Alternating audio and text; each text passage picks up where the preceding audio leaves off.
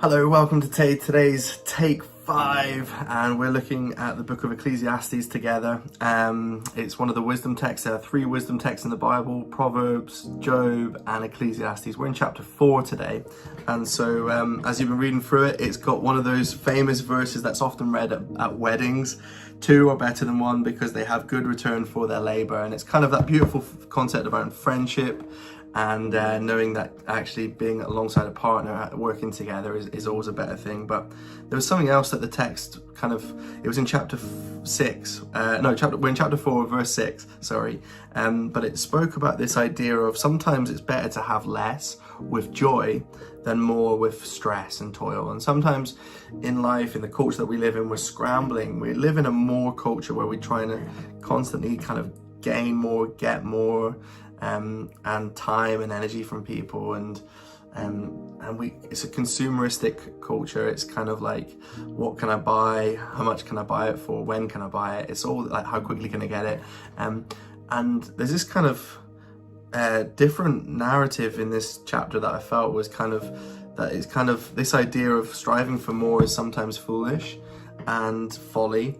By folly I mean like just it's like a fool's errand to try and run after more. But actually this concept of just being content with what you have, sometimes it's better to have less, and it's kind of like, that's so countercultural to what we believe. But it's like there's something to be found in this in terms of chasing after more but having stress and anxiety is not worth it. In the end, it's going to cause you to become ill. It's going to cause you to become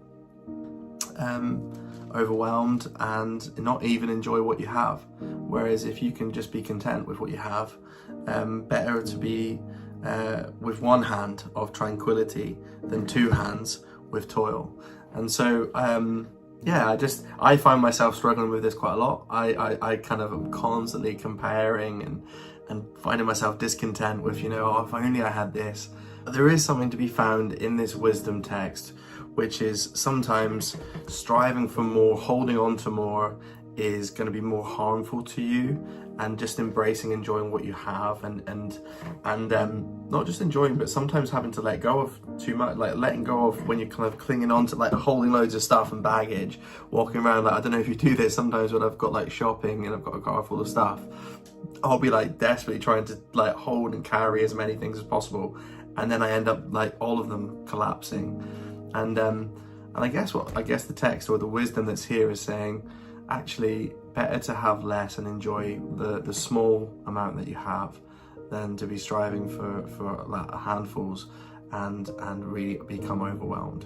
And so it's a simple message, and there's not much more that I have to say, other than sometimes holding less is going to be better, more fruitful for you, and taking on more baggage, more work, more energy, holding on to more things can be painful and can be overbearing, and not what God's intention for your life is. So maybe today, as you're reflecting on these thoughts, what is God asking you not just to take hold of, but what is he asking you to let go of?